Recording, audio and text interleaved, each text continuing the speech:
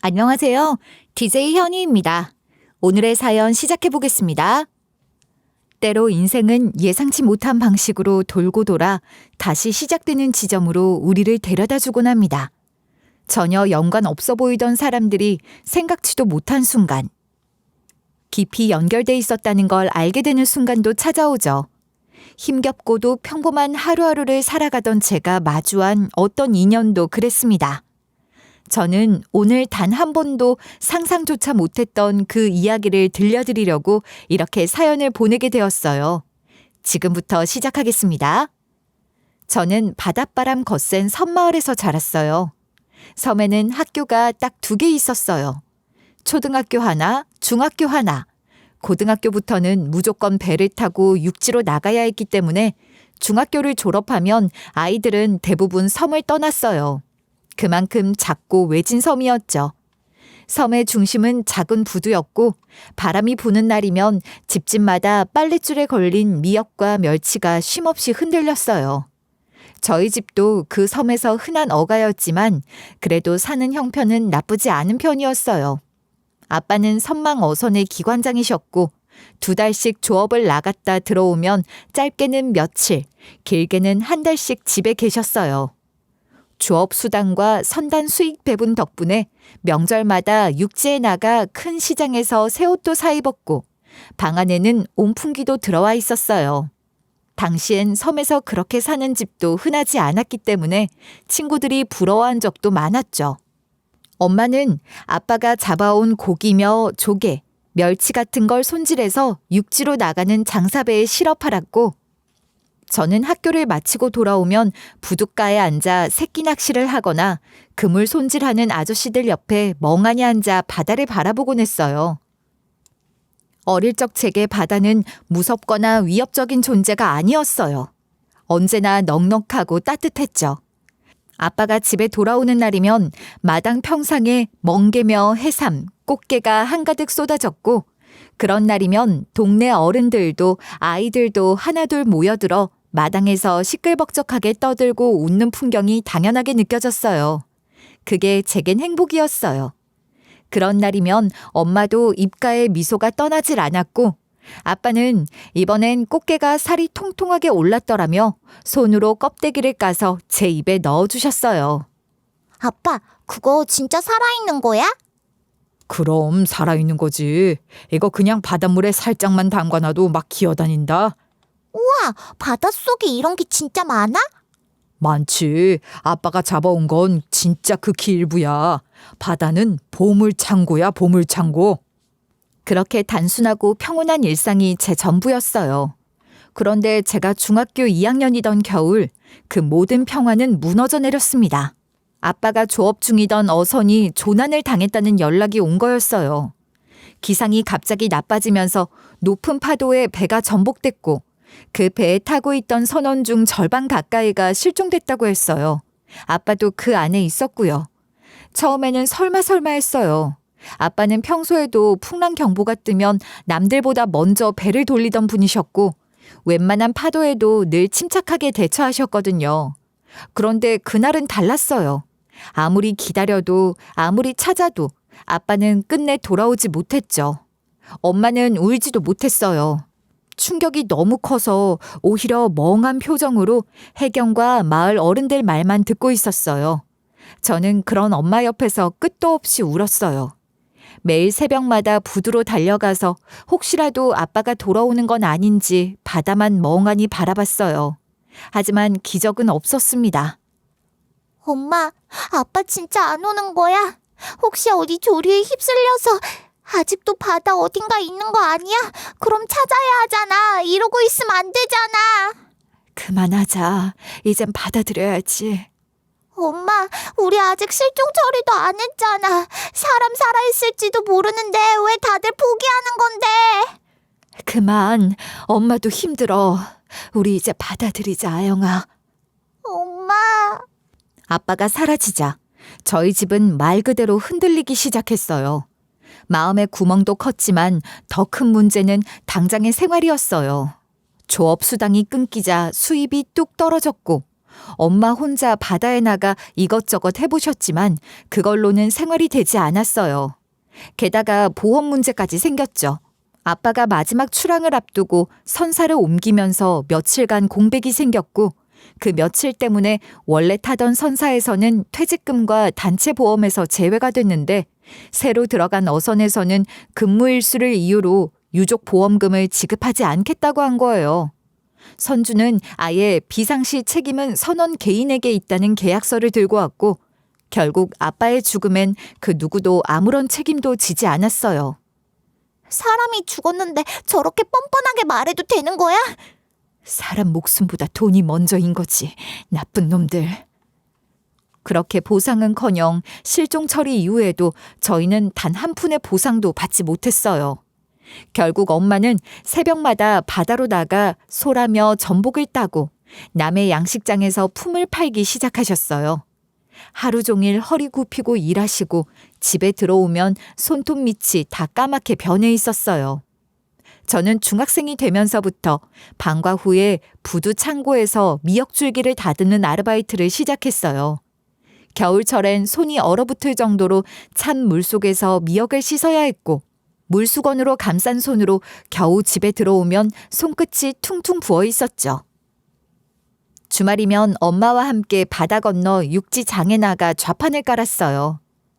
아이스박스에 전날 밤 손질한 멸치며 굴, 해산물을 담아놓고 사람들 앞에서 목소리를 높였어요.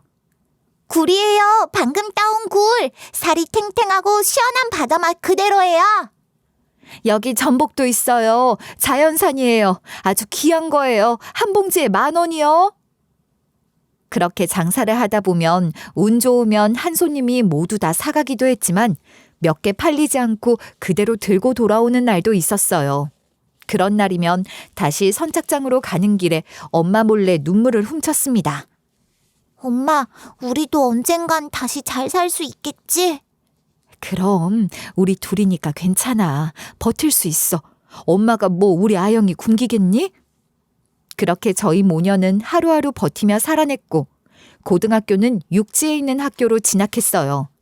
처음엔 모든 게 낯설고 어색했지만 섬에서 홀로 배 타고 나온 아이가 저뿐이라 그런지 다들 저를 조금은 신기하게 보는 눈빛이었어요. 하지만 그런 게 제겐 중요하지 않았어요. 고등학생이 된 이후에도 매일 엄마 생각만 났고 편하게 공부할 마음의 여유도 없었어요. 새벽마다 바다에 나가고 남의 양식장까지 돌며 품팔이하는 엄마를 생각하면 책상 앞에 오래 앉아있는 것도 미안하고 죄책감이 들었어요.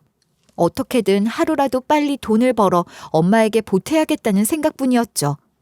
대학이라는 건 애초에 저에겐 먼 얘기였고 그렇게 고등학교 졸업하자마자 저는 가까운 육지에 자리를 잡았어요. 처음엔 식당 주방 보조부터 시작했어요. 매운 김치찌개 국물 튀고 불 앞에서 땀범벅이 되어도 다 괜찮았어요. 모텔 청소도 했고 새벽에는 빵집에서 배달 배송도 했어요. 마트 진열 알바도 했고요.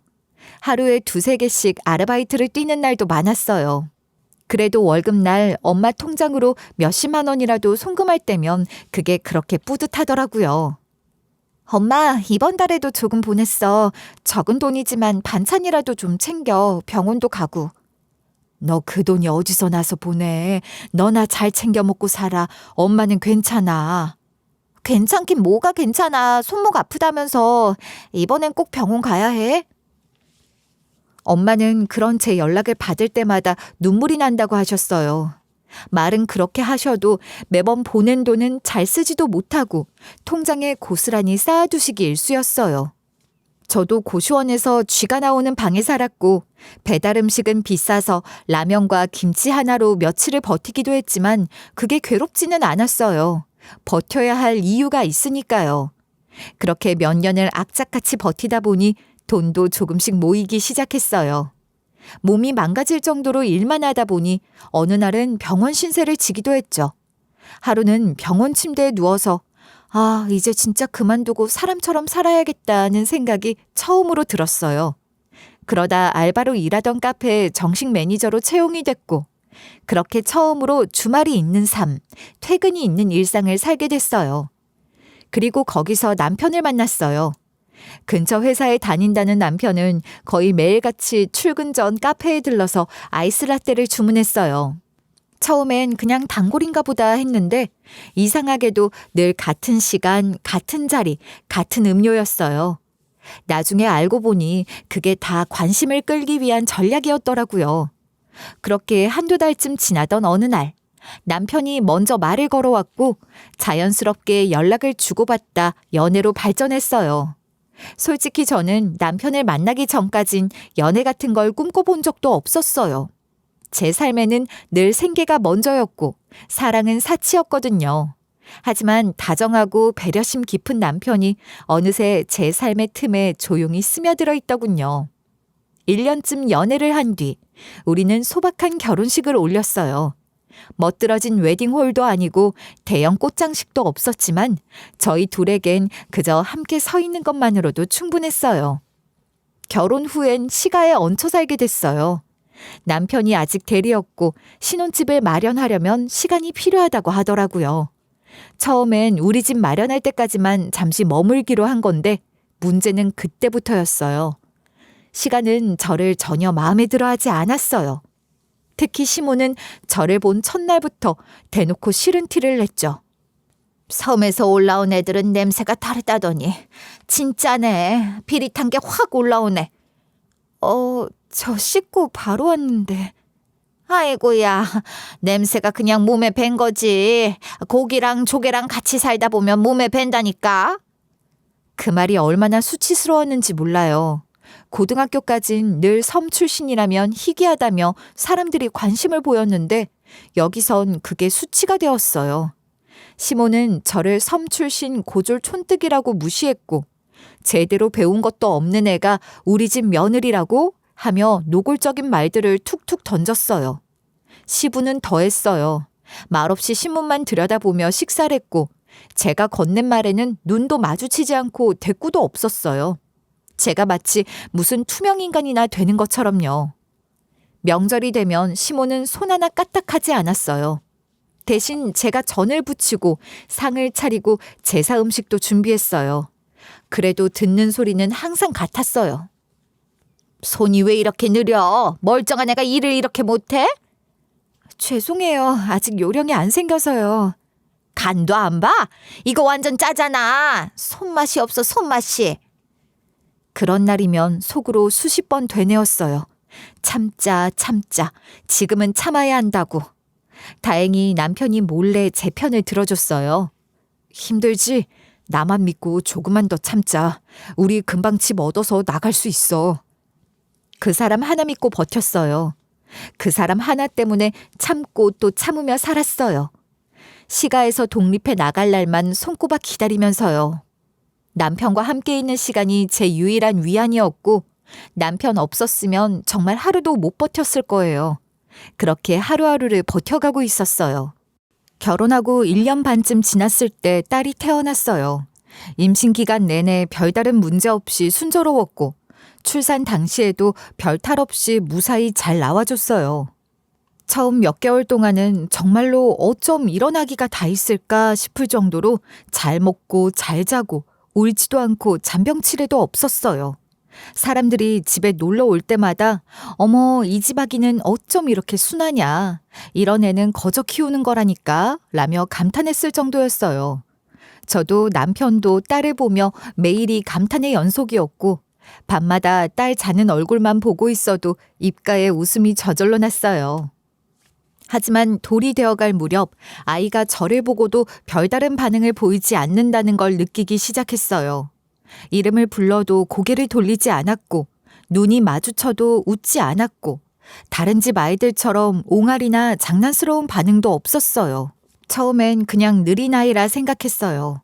발달은 아이마다 속도가 다르다는 말도 있었고 한두 달 느릴 수도 있지 싶었죠.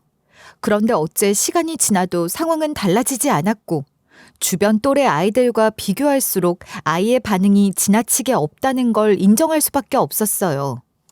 결국 병원에 가보기로 했고 진료 예약을 잡아 큰 병원에서 정밀 검사를 받게 됐어요. 몇 시간에 걸쳐 청력 검사와 뇌파 검사, 자극 반응 측정 같은 여러 절차를 다 거쳤고 결과를 들으러 간 날은 지금도 잊히지 않아요. 담당 의사는 긴장을 풀지 못하는 저희 앞에서 한참을 머뭇거리다 조심스럽게 말을 꺼냈어요. 청신경 전달에 이상이 있어요. 소리를 듣긴 하지만 뇌에서 인식을 못하는 상태입니다. 그게 무슨 말이에요? 못 듣는 건 아닌데 인지를 못한다는 건가요? 맞습니다. 청각은 감지되지만 언어로 처리되지 못하는 거죠. 그래서 반응이 없는 거예요. 이런 경우는 어떻게 해야 하나요? 지금부터 집중적인 치료와 특수 언어 재활을 시작하셔야 합니다. 시기를 놓치면 아이가 평생 말을 하지 못할 수도 있습니다. 그 말을 듣는 순간 심장이 쿵 하고 꺼져 내리는 것 같았어요. 눈물이 왈칵 쏟아지려는 걸 꾹 참고 있었지만 목이 턱턱 막히고 숨을 쉬는 것도 어려웠어요. 남편도 그 자리에 얼어붙은 듯 말이 없었고 저희 둘은 병원을 나와 차 안에서도 한참 동안 말을 잇지 못했어요. 집으로 돌아온 밤, 남편은 아이 옆에 누워 한참을 머리만 쓰다듬고 있었어요. 아무 말도 하지 않은 채 그저 아이의 얼굴을 들여다보면서 손끝으로 머리카락을 정리하듯 만지기만 했어요. 저는 그 모습을 멀찍이서 보다가 조용히 남편 옆에 앉았어요. 우리 지윤이 정말 말을 못하게 되는 걸까? 아니야, 그렇게 안 될 거야. 지금부터 시작하면 된다고 했잖아. 근데 비용이 너무 많이 들어. 치료가 다 비급여라잖아. 일주일에 3번 가는 건 기본이고 감각 통합이랑 인지 치료까지 하면. 걱정 마. 내가 야근도 할 거고 외주일도 따볼 거야. 걱정하지 마. 그날 이후로 저희는 곧장 특수치료센터에 상담 예약을 잡았고 인터넷에서 관련된 사례와 의료 정보를 찾아가며 닥치는 대로 공부하기 시작했어요. 치료 항목 하나하나가 생소한 용어로 되어 있었고 매번 상담실에서 설명을 들을 때마다 새로 듣는 말들에 머리가 아찔했어요. 하지만 시간도 없었고 한 달 한 달이 너무나 소중했기 때문에 포기할 수 없었어요. 문제는 역시 비용이었어요. 언어치료, 감각통합훈련, 인지치료, 이 모든 게 비급여 항목이었고 주 3회 치료 기준으로 한 달에 200만 원이 훌쩍 넘었어요. 거기에 교통비며 관련 교구까지 합치면 감당하기 어려울 만큼의 지출이 매달 쏟아졌죠. 남편은 회사에서 자청해서 야근을 시작했어요. 상사도 말릴 정도로 모든 외부 업무를 도맡아서 처리했죠. 낮에는 회사 일, 밤에는 외주로 작은 디자인 프로젝트까지 받으면서 남편의 눈밑은 점점 짙은 다크서클로 변해갔어요. 이러다 당신 쓰러질까 봐 걱정돼. 방법이 없잖아. 조금만 더 버티면 돼. 당신이 무슨 기계도 아닌데 매일 잠도 못 자고 일하면 어떡해. 이러다 당신한테 무슨 일 생길까 겁난단 말이야. 나는 괜찮아. 우리 지윤이가 나중에 나 때문에 기회를 놓쳤다고 생각하면 그게 더 괴로울 거야. 저도 일을 나가고 싶었어요. 뭔가라도 벌어서 보태고 싶었어요. 하지만 아이를 혼자 두고 나갈 수도 없는 노릇이었고 시모는 그 상황에서도 단 한 번도 아이를 안아주지 않았어요. 집에 있는 시간 대부분을 TV 앞에서 보내시면서도 손주를 안아달라고 하면 나는 애 키우는 체질 아니다 라며 손사래를 쳤어요. 그런 사람에게 맡기고 일하러 나간다는 건 아예 불가능했죠. 결국 저는 아이 돌보고 치료 다니는 일에만 집중하게 됐고 남편은 본업에 투잡까지 뛰기 시작했어요. 가끔 밤늦게 돌아온 남편이 현관에 앉아 신발도 벗지 못하고 잠든 걸 보면 마음이 너무 아팠어요. 한 번은 그런 남편을 깨워 씻기고 밥도 못 먹고 일한 걸 알게 되자 괜히 눈물이 나서 화장실에 숨어 엉엉 울었던 기억도 있어요. 그럼에도 서로 아무 말 없이 하루하루를 그냥 악착같이 버티는 것 외엔 방법이 없었어요. 그러던 어느 날 밤이었습니다. 핸드폰이 요란하게 울렸어요. 시간이 새벽 2시를 조금 넘긴 시각이었고 평소 같으면 진작 잠들었을 시간이었는데 그날따라 아이가 밤새 자지러지게 울어 겨우 재우고 나서야 저도 겨우 눈을 붙였던 참이었어요. 전화를 받자마자 들려온 건 예상치 못한 말이었어요. 남편이 퇴근하던 길, 교차로에서 대형 화물차와 충돌했다는 거였어요. 신호는 정상이었고 과속도 아니었지만 화물차가 신호를 위반해 그대로 들이받았다는 설명이 이어졌어요. 그런데 이상하게 말이 귀에 들어오지 않았어요. 그냥 사고, 남편, 충돌, 그런 단어들만 이질적으로 머리를 때렸고 이미 몸은 벌써 현관으로 달려나가고 있었어요. 병원에 도착했을 땐 모든 게 끝나 있었습니다. 눈앞에 있는 게 정말 내 남편이 맞는지 도무지 실감이 나지 않았어요. 하얀 천으로 덮여있는 남편을 확인하는 순간 온몸이 얼어붙었고 숨이 막히는 것 같았어요. 시간이 멈춘 것 같았고 세상이 멈춘 것 같았고 심장도 같이 멎는 기분이었어요. 장례는 정신없이 치렀어요. 남편이 평소에 사람들에게 잘했는지 회사 동료며 후배들이 조문을 와서 눈물을 흘렸지만 전 아무 말도 못했어요. 손 하나 까딱하기 어려울 정도로 몸이 무거웠고 아이가 울면 그제야 정신을 붙잡았습니다. 유족 보상 문제는 간단하지 않았어요. 사고 당시 블랙박스 영상이 있었지만 운수회사 쪽은 처음부터 책임을 인정하지 않으려 했고 보험사도 보상금을 최대한 줄이려 했어요. 경찰서에서 블랙박스 확인을 몇 차례나 거듭해야 했고 남편이 그날 어떤 상황에서 무슨 고통을 겪었는지 반복해서 보고 얘기를 들을 때마다 제 가슴은 찢어지는 것 같았어요. 그날 신호는 정상이었죠. 남편은 신호 지켰잖아요. 네, 블랙박스에 확인됐습니다. 사고 당시 피해자 차량은 멈췄고 화물차가 그대로. 그 사람이 얼마나 조심했는데 야근까지 하고 집에 오던 길에 왜 하필? 결국 남편은 우리 아이 치료비를 대기 위해 야근을 거듭하다 그렇게 간 셈이었어요. 마음 한구석에서 그만하라고 했으면 내가 조금만 더 말렸으면 하는 죄책감과 미안함이 밀려와서 견딜 수가 없었어요. 남편 가방을 정리하다가 남편이 늘 들고 다니던 노트를 발견해 펴보니 치료센터 목록, 교육지원청 상담 일정이 빽빽히 적혀 있고 하단에는 생활비, 치료비, 보험, 고정비 같은 단어들 옆에 연필로 계산한 숫자들이 수없이 덧그러져 있더군요. 이걸 다 혼자 이렇게 매일 계산하면서 그렇게 버텼던 거야? 여보, 얼마나 힘들었어. 미안해. 당신이 그렇게 악착같이 지켜주려던 우리 지윤이 이제 내가 지킬게.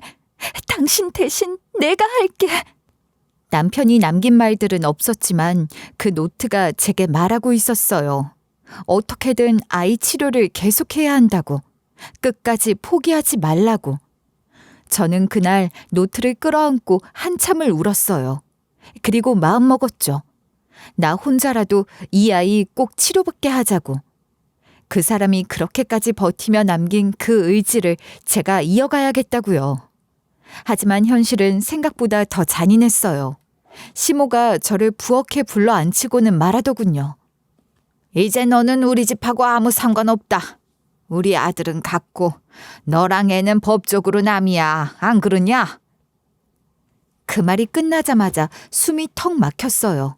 가슴 안에서 뭔가 부서지는 소리가 났어요. 제가 뭐라고 반박하기도 전에 시모는 계속해서 말을 쏟아냈어요. 어머니, 저는 그렇다 쳐도 저희 지윤이한테 그러시면 안 되죠. 그건 아니죠. 우리 아들도 그렇게 갔는데 손녀가 무슨 소용이냐. 하물며 아들도 아니고 딸려내. 거기다 온전치도 못한 걸 우리더러 키우라고? 어차피 우리 애 닮은 데 하나도 없고 난 처음부터 정붙인 적도 없었어. 책임질 마음도 이유도 없다. 어머님, 지윤이 수술 받아야 하는 거 아시잖아요. 지금 당장 나가면 저는 혼자 감당 못해요. 아이를 위해서라도.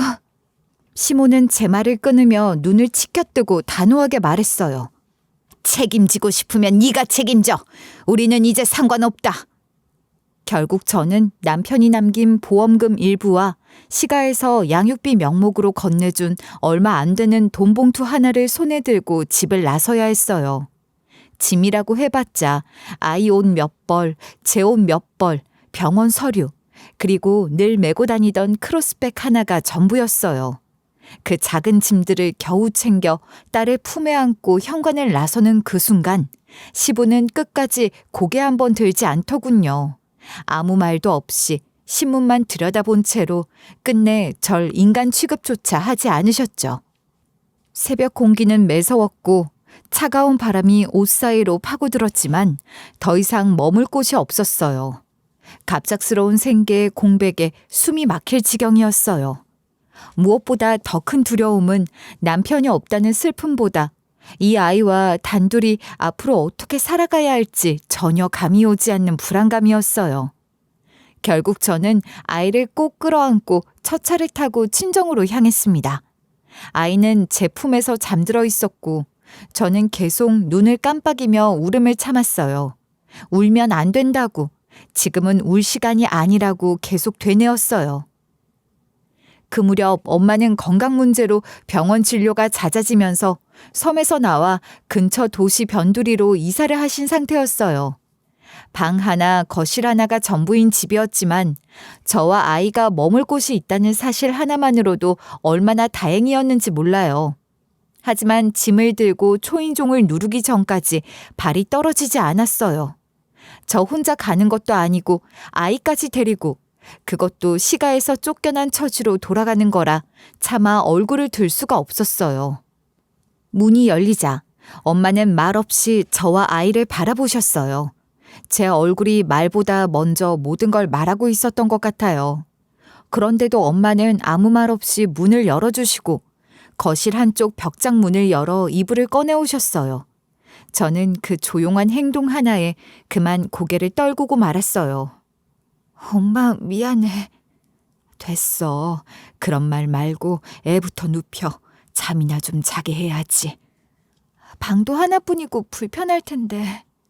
그런 소리 하지 마. 엄마잖아. 엄마가 내 새끼 안 챙기면 누가 챙겨. 미안하다 그런 생각 말고 맘 푹 놔. 걱정하지 말고 엄마가 있어. 그렇게 저는 다시 엄마와 지내기 시작했어요. 엄마는 워낙 고생을 많이 하셔서 허리도 안 좋고 무릎도 자주 아프셨지만 낮 동안 아이를 돌봐주실 수 있다는 사실 하나만으로도 제게는 천군만마 같았어요. 그 덕분에 저는 밖에 나가 다시 돈을 벌 수 있었으니까요. 엄마가 아니었다면 아무 일도 할 수 없었을 거예요. 아직은 아이를 보육원에 맡길 수도 없었거든요. 삶은 말 그대로 전쟁이었어요. 아이의 수술비를 마련하려면 정말 무슨 일이든 가릴 여유가 없었어요. 새벽엔 도시락 공장에서 반찬을 담았고 오전엔 사거리에서 전단지를 돌렸어요. 점심 이후엔 마트 시식 코너에 서서 고기를 굽고 만두를 데웠고 저녁 땐 문 닫은 가게의 뒷정리나 폐기 정리 아르바이트를 했어요. 주말이면 포장센터에 나가 박스를 접고 물건을 포장하는 일도 했어요. 손에는 굳은 살이 생기고 발목이 끊어질 듯 아팠어요. 체력은 진작에 한계를 넘었고 머리는 늘 띵했지만 멈출 수는 없었습니다. 아이를 생각하면 쉴 수가 없었어요. 치료비가 다행히 조금 줄긴 했지만 여전히 매달 100만 원은 훌쩍 나갔고 가끔은 병원에 사정을 하며 분할 납부를 부탁해야 했어요. 선생님, 이번 달은 조금 나눠서 내면 안 될까요? 지난번에도 분할하셨는데요. 그럼 내일까지 반은 보내드릴게요. 나머지는 꼭 다음 주 중으로 맞출게요. 그렇게 저는 눈을 뜨면 일하러 나가고 돌아오면 그대로 쓰러지듯 잠드는 하루를 반복했어요. 하루에 2끼라도 제대로 챙겨 먹는 날은 한 달에 며칠도 안 됐고 몸은 점점 천근만근 무거워졌어요. 그러던 어느 날 새벽 도시락 배달을 마치고 집으로 돌아오는 길에 갑자기 눈앞이 핑 돌더니 그대로 정신을 잃고 쓰러졌어요. 다음 장면은 병원 천장이었고 옆에서 엄마가 제 손을 붙잡고 있었죠. 미안하다 우리 딸. 미안해. 내가 뭐라도 도와줘야 하는데 너 혼자 힘든 걸 다 감내하고 있었네. 아니야. 엄마 덕분에 일이라도 할 수 있었지. 나 없었으면 진짜 아무것도 못했을 거야. 너 지금도 그러다 쓰러진 거야. 애 생각하면 더더욱 너부터 버티고 살아야지. 어? 그날 우리는 부둥켜 안고 한참을 울었어요. 엄마가 처음으로 제 앞에서 그렇게 우시는 걸 본 것도 처음이었고 저도 오랜만에 마음을 내려놓고 엉엉 울었어요.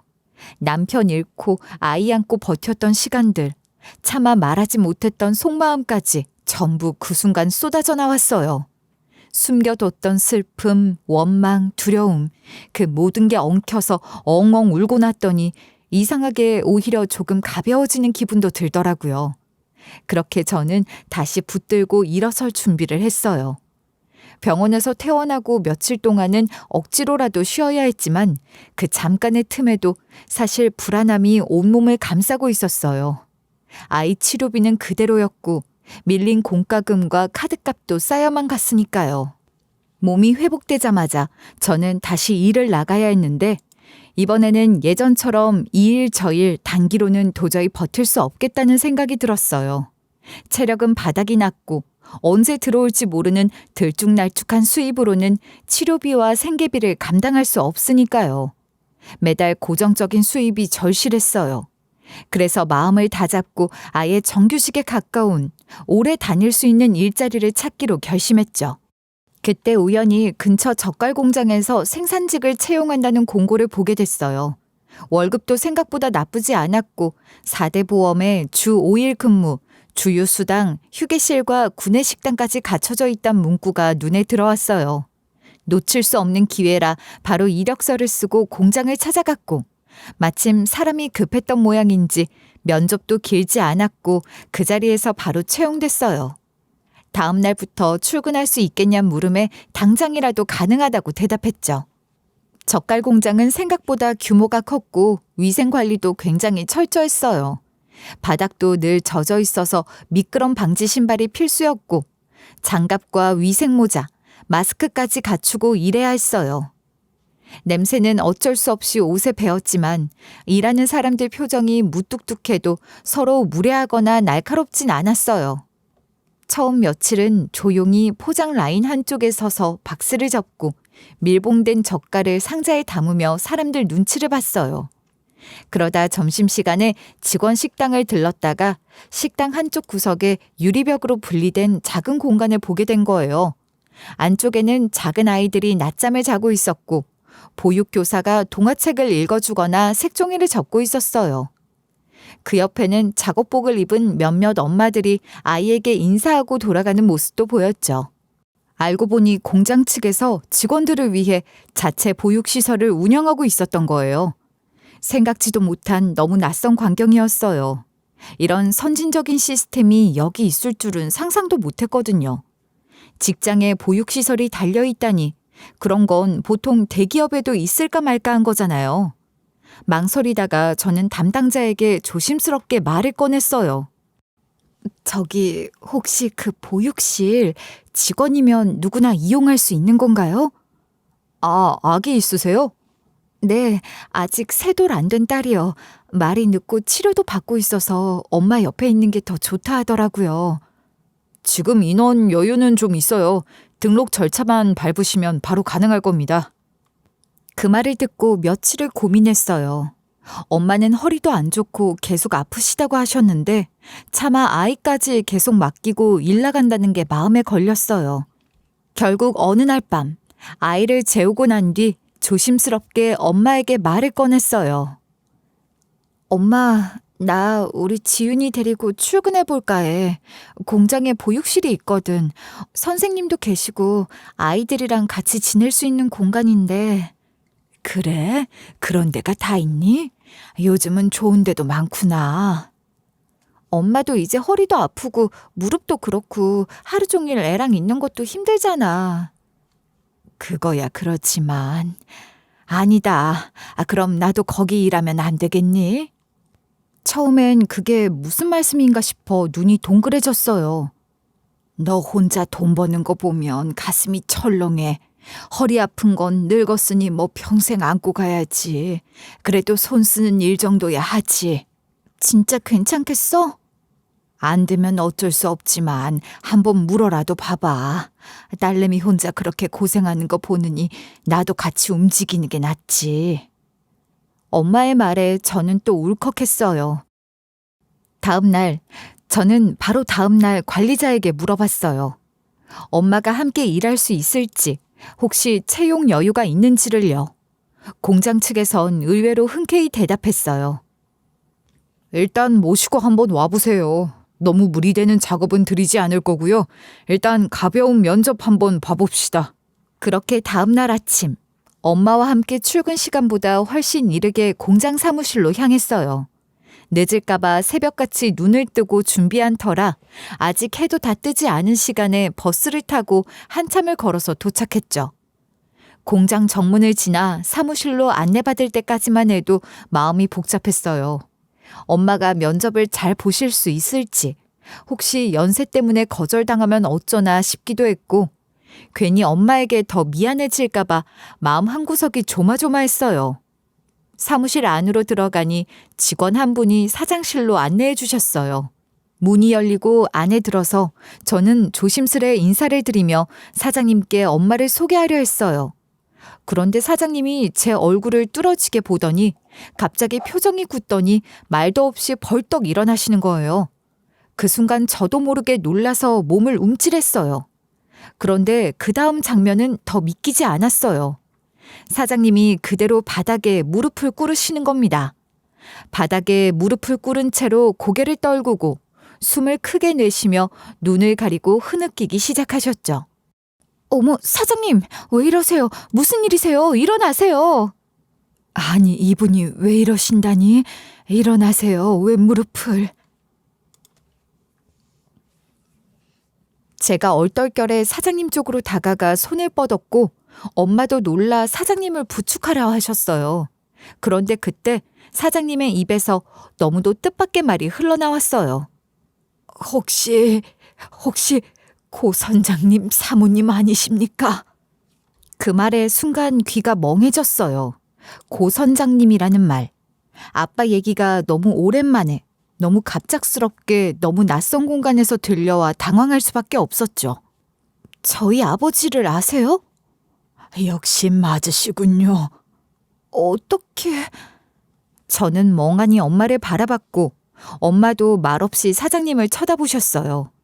그렇게 잠시 아무 말도 하지 못한 채 시간이 흘렀고 사장님은 손등으로 눈을 훔친 뒤 조용히 몸을 일으켜 자리에 앉으라며 권하셨어요. 따뜻한 차가 놓이고 분위기가 조금 가라앉은 뒤 사장님은 천천히 말문을 여셨습니다. 저는 오래전 실종되신 고 선장님의 막내 선원이었습니다. 그 마지막 조업을 저도 함께 나갔었습니다. 그럼 그 배에 타고 계셨단 거예요? 네, 그 배엔 10명이 타고 있었습니다. 저는 그때 24, 제일 나이 어린 신참이었죠. 사고가 난 날 해상에 기상 악화 경보가 있었지만 우리는 조업구역에 진입했고 얼마 안 가 하늘이 바뀌더니 파도가 몰아쳤습니다. 통신도 끊겼고 모두가 허둥지둥했어요. 아버지가 정확히 그날 어떻게 되신 건지 저희도 제대로 들은 게 없어요. 그러니까 그때 저는 미끄러져 파도에 휩쓸려 떨어졌고 그냥 이렇게 죽는구나 했어요. 정말 죽는 줄 알았습니다. 그런데 그 순간 선장님이 뒤에서 저를 잡으셨어요. 제 몸에 구명줄을 걸어 구조보트 쪽으로 밀어주셨고 그게 마지막이었습니다. 선장님은 자신은 구명줄을 걸지 못한 채 그 다음 파도에 휘말려 사라지셨어요. 사장님의 목소리는 갈라져 있었고 눈은 이미 촉촉이 젖어 있었어요. 저도 엄마도 아무 말도 할 수 없었어요. 그동안 아버지의 마지막 순간이 어떻게 그려졌는지조차 모르던 우리에게 그날의 생생한 그림이 하나씩 그려져 가고 있었죠. 그 일이 있은 후 저는 제정신이 아니었어요. 병원에서 몇 달을 외상후 스트레스로 치료받으며 매일 밤 악몽에 시달렸습니다. 퇴원 후엔 선장님의 가족을 찾아보려 했지만 자료도 제대로 남아있지 않더군요. 결국 찾지 못했지만 그 뒤로 단 하루도 선장님을 잊은 적이 없습니다. 죄송합니다. 엄마는 조용히 손수건을 꺼내 사장님에게 건넸어요. 사장님은 연신 죄송하다고 고개를 숙였고 엄마는 한 손으로 그의 손등을 가만히 감싸셨죠. 그 얘기를 지금까지 혼자 품고 계셨다니 얼마나 힘드셨겠어요. 그날 이후 제 인생은 선장님 덕분에 다시 시작된 겁니다. 그분이 아니었다면 전 이 자리에 없었을 겁니다. 그런 분의 따님과 사모님을 이렇게 만나게 될 줄은 생각지도 못했습니다. 그 말에 저는 가슴 깊은 곳이 울컥 치밀어 오르며 눈물이 났어요. 아버지를 향한 그리움, 억울함, 공허함 속에서 처음으로 그날의 마지막 장면이 하나의 이야기로 정리된 느낌이었어요. 그리고 동시에 지금 이 자리에 아버지를 기억해주는 누군가가 있다는 것에 말할 수 없이 감사했어요. 회의실에서 이야기를 마친 뒤에도 사장님은 한참 동안 조용히 앉아 계셨어요. 눈가가 여전히 붉었고 손등에 깍지를 낀 손이 미세하게 떨리고 있었어요. 감정을 겨우 수습한 듯 보였던 사장님은 고개를 들고 저희 둘을 똑바로 바라보셨어요. 그러고는 자리에서 일어나 다시 한번 고개를 깊이 숙이셨어요. 그때 선장님께 받은 은혜를 단 한 번도 잊은 적이 없습니다. 갚지 못한 채 살아온 지난 시간이 제겐 늘 마음의 빚이었습니다. 이제라도 제가 가진 걸로 꼭 보답할 수 있게 해주십시오. 그래야, 정말 그래야만 제 마음이 편할 것 같습니다. 저는 그 말을 듣고도 처음엔 손살에 붙어 쳤어요. 사장님이 갑작스레 무릎을 꿇던 그 순간부터 지금까지 모든 게 너무 벅차고 믿기지 않았거든요. 아니에요, 사장님. 저희는 이렇게 공장에서 일할 수 있게 해주신 것만으로도 감사해요. 더는 정말 부담드리고 싶지 않아요. 그런 말씀 마세요. 제가 그 은인을 위해 할 수 있는 게 이것뿐입니다. 제 목숨을 구해준 은인께 빚도 갚지 못하면 저는 인간으로 못 삽니다. 그 마음만으로도 감사해요. 아버지 얘기해 주신 것도 저희에겐 큰 선물이고요. 절 인간으로 살게 해주세요. 부탁드립니다. 너무 늦지 않게 그분께 받은 은혜를 제가 조금이라도 갚을 수 있게 해주세요. 그 단호한 눈빛 앞에서 더는 고개를 저을 수가 없었어요. 엄마도 조용히 제 손을 잡으셨고 결국 저희는 사장님의 도움을 받기로 했어요. 며칠 후 사장님은 공장 인근의 주택가에 위치한 작은 빌라를 저희 셋을 위해 마련해 주셨어요. 직원에게 정당한 복지를 제공하는 거라고 그냥 사택 개념으로 생각해 주세요. 이렇게까지 해주셔도 되는 건지 정말 감사해요. 아닙니다. 이건 제가 살아있는 동안 반드시 해야 할 일입니다. 덕분에 제가 살아있으니까요. 빌라는 채광이 좋은 리모델링이 된 따뜻한 집이었어요. 화장실 타일은 하얗고 반짝였고 거실에는 오래된 흔적이 전혀 없었어요. 집안 곳곳에서 새냄새가 났고 아이가 처음 들어오자마자 방방 뛰며 웃는 모습을 보니 저도 빙긋 웃음이 나더군요. 곰팡이 냄새 하나 없는 집에서 아이를 키울 수 있다는 게 너무 다행스러웠어요. 그리고 무엇보다도 잊을 수 없는 건 아이의 치료에 관한 부분이었어요. 제가 아직 제대로 된 말을 꺼내지도 않았는데 사장님은 이미 우리 딸의 상태를 파악하고 병원과 치료센터에 직접 연락을 취해 두셨다고 하셨어요. 제가 지은이 치료 관련해서 병원 몇 군데 확인해 봤습니다. 우선 수술 가능 여부부터 검토해 보자고 하더군요. 그걸 벌써 확인하신 거예요? 당연하죠. 제가 도울 수 있는 가장 시급한 일이니까요. 그 덕분에 우리 딸은 수술을 받을 수 있었고 수술 후 무사히 마취해서 깨어난 아이가 제 손가락을 꼭 쥐고 입가에 미소를 띄었을 때 저는 그 순간을 절대 잊을 수 없게 됐어요. 지훈아, 괜찮아? 엄마 여기 있어. 엄마, 그래, 우리 아기. 엄마 여기 있어. 엄마야. 그날 밤 저는 아이 곁에 앉아 계속 손을 쥐고 있었어요. 눈물이 멈추질 않았고 수술실 밖에서 조마조마하게 기다리던 순간이 머릿속을 자꾸만 스쳐갔어요. 아이가 미소를 짓는 그 작은 얼굴 하나로 지난 몇 년의 고생이 한순간에 눈 녹듯 사라지는 기분이었어요. 수술 이후에도 아이는 꾸준히 언어 치료, 감각 통합 재활, 특수놀이 치료를 받았고 그 모든 치료가 계획대로 이루어졌어요. 병원에서도 적절한 시기에 수술과 재활이 병행돼서 회복 속도가 빠르다고 칭찬해 주셨어요. 그 덕에 이제는 또래 아이들과 함께 어린이집에도 다니고 선생님과 눈을 맞추며 그림책을 넘기고 친구들에게 손을 흔드는 모습까지 보게 되었죠. 아유, 저 손짓 좀 봐. 예전엔 아무 반응도 없던 애가. 그러니까 엄마, 나 이게 다 꿈 같아. 꿈 아니지? 어? 그 감격은 말로 다 표현할 수 없었어요.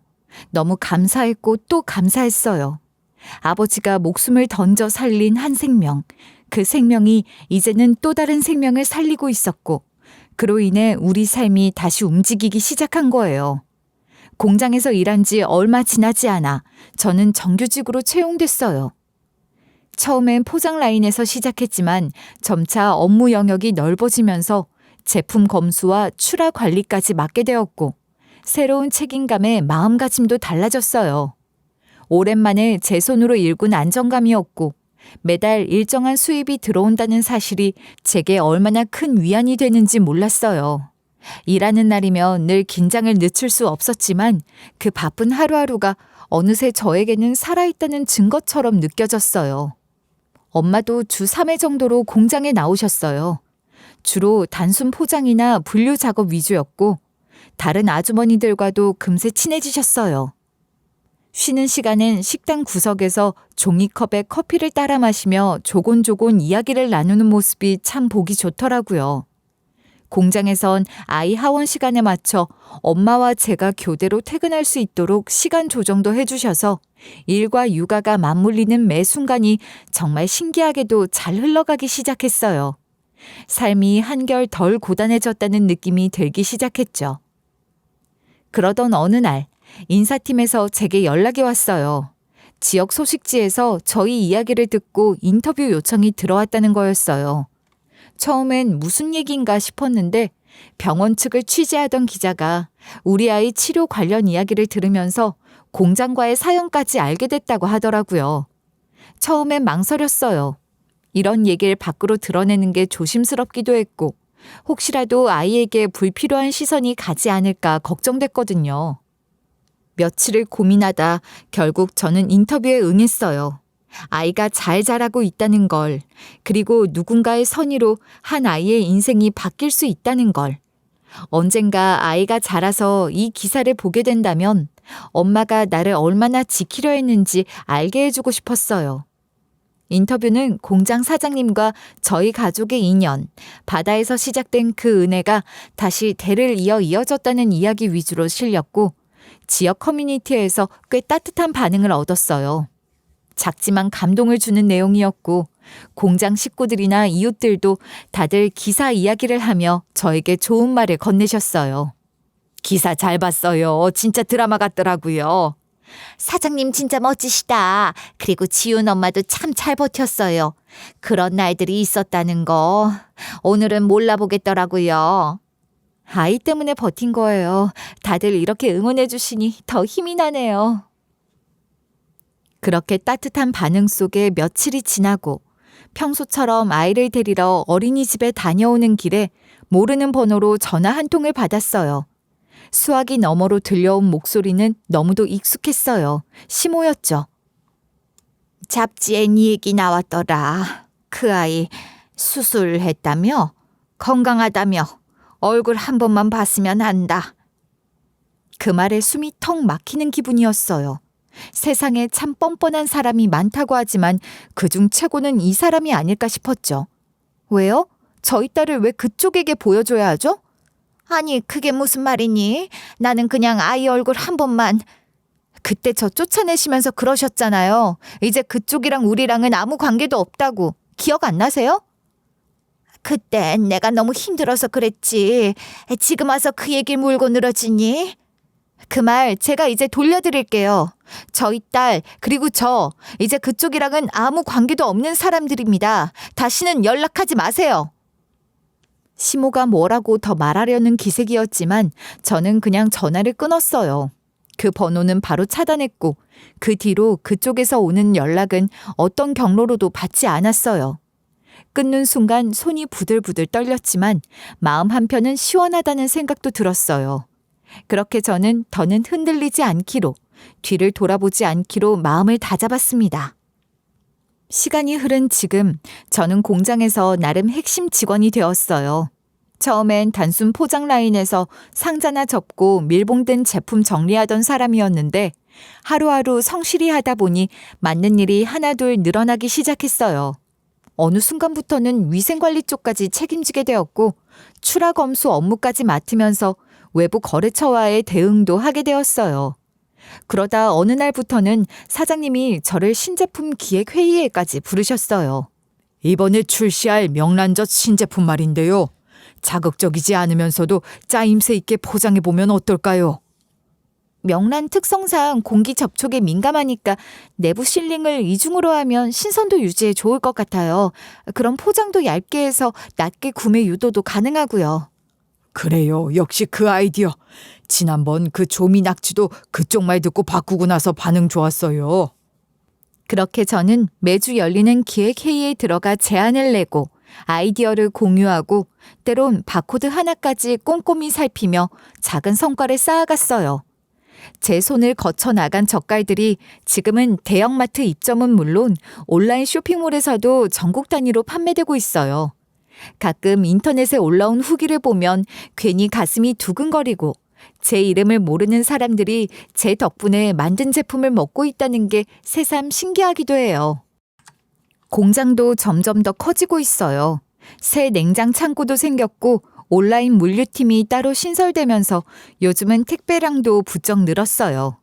그 모습들을 바라보면 괜히 뿌듯함이 밀려와요. 단순히 제가 오래 다닌 곳이라서가 아니라 이 공장이 저희 가족의 삶을 다시 시작하게 해준 특별한 공간이니까요. 사장님과는 지금도 변함없이 잘 지내고 있어요. 명절이면 사장님 가족과 함께 식사를 하기도 하고 아이 생일엔 매년 손편지와 선물을 챙겨 보내주시죠. 봉투에 꼭 우리 지윤이에게라고 손글씨로 적혀 있어요. 어느새 진짜 가족처럼 지내게 된 거예요. 생각해보면 이 모든 건 아버지가 남긴 인연 덕분이에요.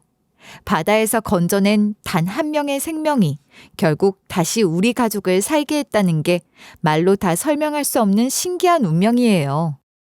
우리 딸은 지금 말도 또박또박 잘하고 그림 그리기에 흥미를 보이며 밝고 건강하게 자라고 있어요. 며칠 전엔 유치원에서 우리 가족이라는 주제로 그림을 그려왔는데 가운데 제가 손을 벌리고 있고 양 옆에 딸과 저희 엄마가 웃고 있더라고요. 그림 속에 저는 분홍색 앞치마를 두르고 있었고 딸은 무지갯빛 원피스를 입고 있었어요. 그 그림을 냉장고에 붙여놓고 하루에도 몇 번씩 쳐다봐요. 예전 같았으면 상상도 못했을 평범한 하루들이 이제는 제 일상이 되었어요. 엄마는 이제 공장 일은 그만두셨어요. 처음엔 일을 안 나가시니 적응이 안 된다고 하시더니 어느 순간부터 손녀 등원 챙기고 간식 만들어주는 걸 낙으로 삼고 계세요. 오후가 되면 유치원 앞에 가서 아이를 데려오시고 오자마자 수박을 썰어 손에 쥐어주시거나 고구마를 구워 함께 먹고 계세요.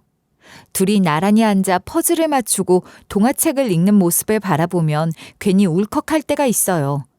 예전 바닷가 평상에서 멍게를 까시던 엄마의 모습이 겹쳐지면서 그 지난 시간을 떠올리게 되거든요.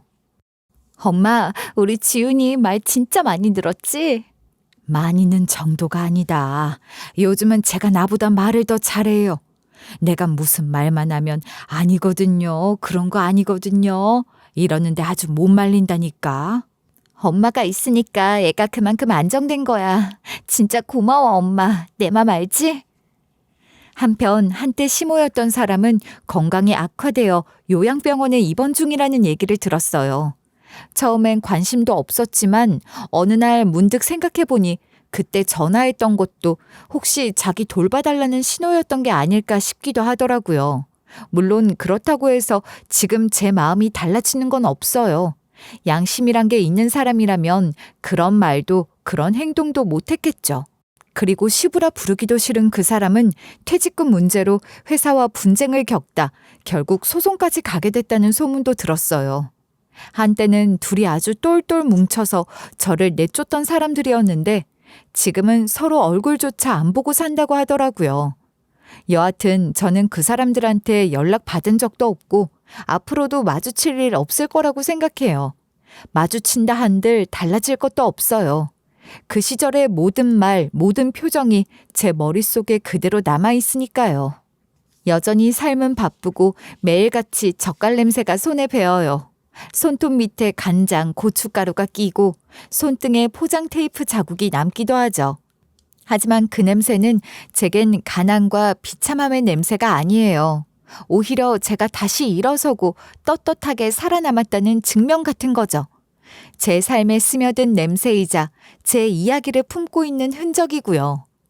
섬마을의 살적, 아빠 돌아가신 이후로 꾹꾹 눌러 삼키던 눈물들은 이제 미소로 바뀌었어요. 그때의 인연은 지금도 제 삶을 이끌어주는 힘이 됐고, 저는 지금 이 삶이 고맙고 또 충분하다고 생각해요. 더 바랄 것도 없고 지금처럼만 지켜낼 수 있다면 그걸로 됐다고요. 그날 공장 사장님께서 무릎을 꿇고 꺼내신 아빠의 이름을 들었을 때 저는 이 세상에 진짜 그런 영화 같은 일이 존재하는구나. 이런 일이 내게도 정말 일어나는구나 싶었어요. 아빠가 생전에 남긴 단 한 번의 선택이 세월을 돌아 지금의 저와 우리 가족을 다시 일으켜 세워줄 거라고는 상상도 못했거든요. 하지만 그 인연은 단지 한 사람의 목숨을 살린 데서 멈추지 않았고 세월이 흘러 다시 한 가족을 지켜주는 힘이 되었어요. 그 덕에 저는 이제 더 이상 도망치듯 살아가지 않아요. 비참함 속에서 무너지는 대신 누군가의 선의와 진심 속에서 다시 살아갈 용기를 얻었어요. 그리고 그 삶은 지금 너무도 충분하고 또 고맙습니다. 세상은 여전히 쉽지 않지만 저는 믿게 되었어요. 언젠가 건넨 진심은 반드시 돌아온다는 것. 그리고 그 진심이 삶을 다시 일으켜줄 수 있다는 걸요. 저의 긴 이야기를 함께 해주신 모든 분들께 진심으로 감사드리며 여러분의 삶에도 따뜻한 인연이 머무르길 기도하고 바라겠습니다.